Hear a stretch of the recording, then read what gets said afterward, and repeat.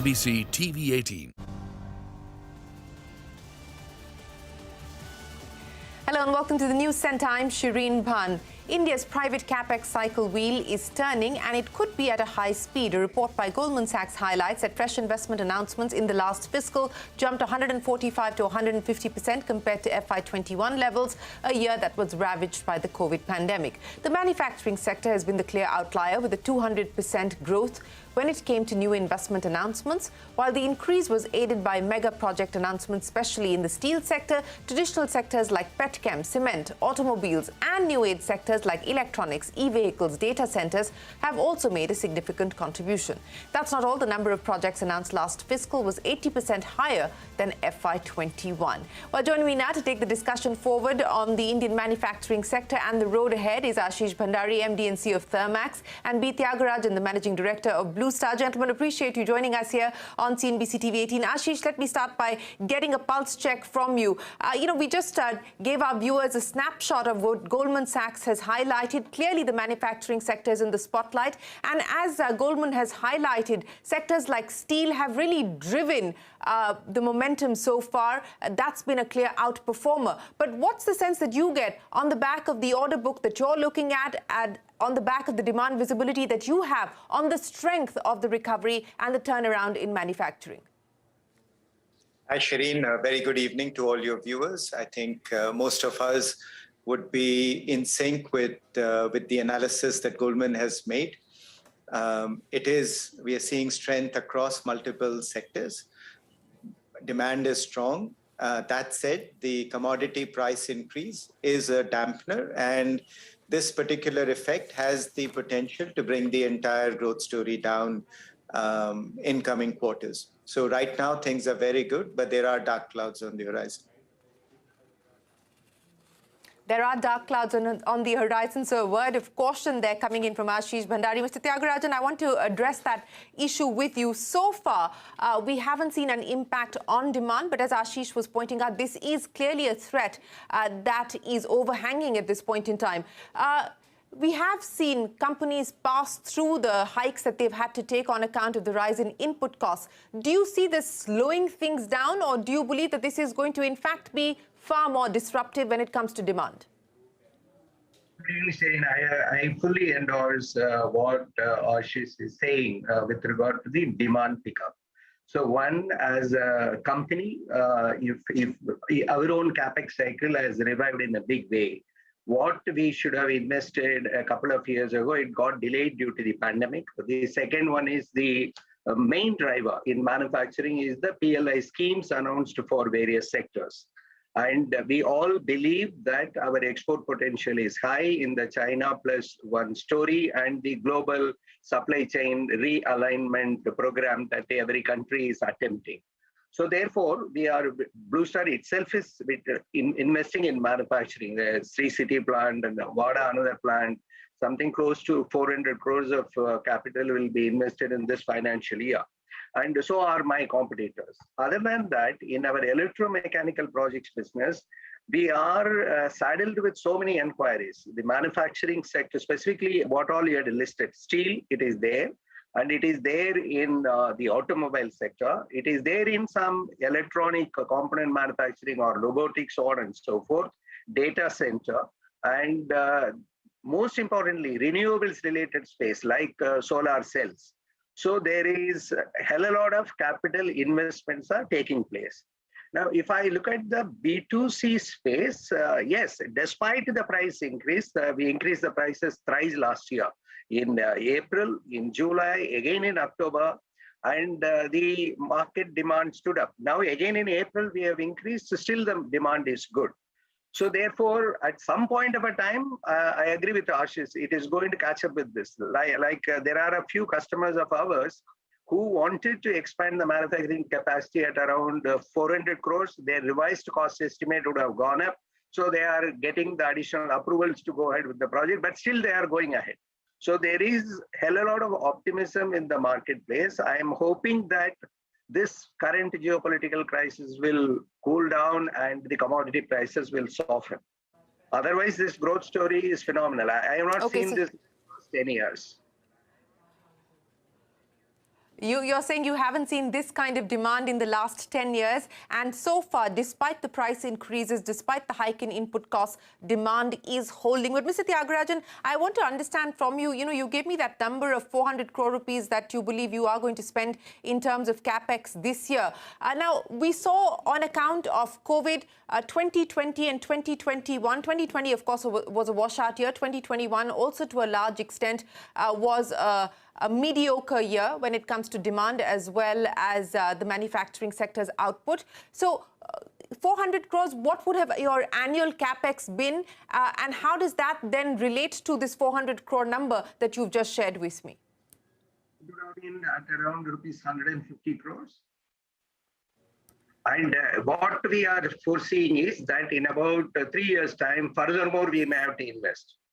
So it is the demand that is growing. In order to fulfill the demand, you have to expand the capacity. This is where we are. And then the next part of the game is there is indigenization taking place, a component ecosystem. So therefore, backward integration investments are taking place.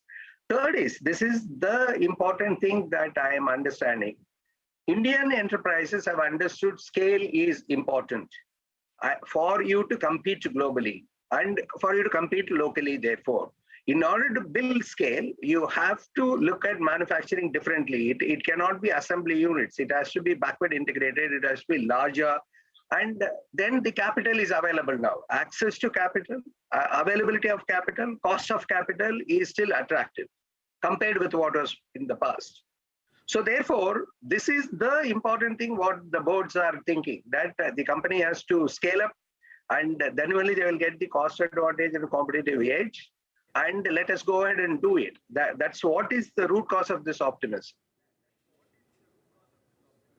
Right. So you're saying boards are finding it easier to sign off on expansion plans at this point in time because, as you point out, access to capital freely available at this point in time, and cost of capital also makes fresh investments viable. But Ashish, I want to address that very same issue with you.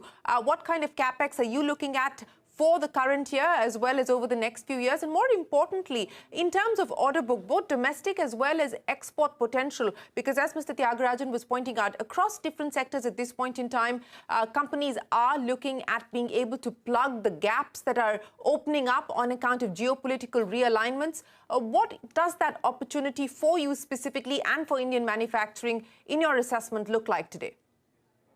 Look, I would completely agree with what Tyag has said across multiple sectors. And initially, we saw food, pharma, chemicals pick up. In the last year or so, steel has come in, refining and petrochemical. Many of the government projects that were kind of during COVID times had slowed down a bit are now back in full swing. Not only that, the whole shift to finding alternate energy, making your existing energy basket more renewable, the pressure that is coming from increased coal prices, all of that. Yeah, demand is strong, no question. I would also agree entirely that the export environment is also conducive. Across many of our customers, they are reporting strong exports. And we too, from a Thermax point of view, exports were one of the later parts of our business where orders started to pick up, but they're clearly picking up on all fronts. Yeah, so no complaints on both of those. I would also agree that the overall debt situation, access to capital, all of it is overall debt in the market has come down and capital is still available at a reasonably cheap rate. So most would look at this environment as a good environment to invest. I think Tyag and I are in complete agreement, at least in our view towards what the market looks like. Well, that's good to hear. But Mr. Tyagarajan, I want to come back again and address the issues that you raised in terms of making use of government schemes. The PLI scheme you talked about. And of course, what we had also seen pre-pandemic was the government's attempt to draw in investments by way of cutting corporate taxes, especially when it came to new projects and setting up new facilities. Now, there has been an extension granted on account of COVID to be able to avail of that. How significant do you believe that, both these measures, the PLI as well as the corporate tax cut, which couldn't fully be utilized through the course of the pandemic will come to the aid of the manufacturing sector? I entirely agree that our own investments were subject to the new corporate tax rule for a new manufacturing facility plus the PLI scheme. But at the same time, I want to point out to you the PLI scheme, how it works. Investment is one axis. The other axis is the incremental sales. So you get your incentive not by producing. It is by, you have to show a incremental sales actually. So in that context, I keep advocating this, that the PLI goes eventually into the hands of the consumers, because all of us have to show incremental sale over FY21, then only I will earn the incentive. Say, for example, in room air conditioners. So are my competitors. So everyone will have to be earning PLI only by incremental sales. So what is going to happen? They are going to compete, and in the process, scale will be built, prices will come down, or the products will become affordable, either through scale or through innovation or combination of both. And eventually this PLI which government has given is getting passed on to the consumers. And part of it comes back as the tax collections. So therefore, this is an important move the government has done, and it has triggered the industry. In case of air conditioner industry, in about 3 years, the capacity will double. If you go by the real investments that are taking place. And the imports are going to be reducing by around 70% compared with what it is today.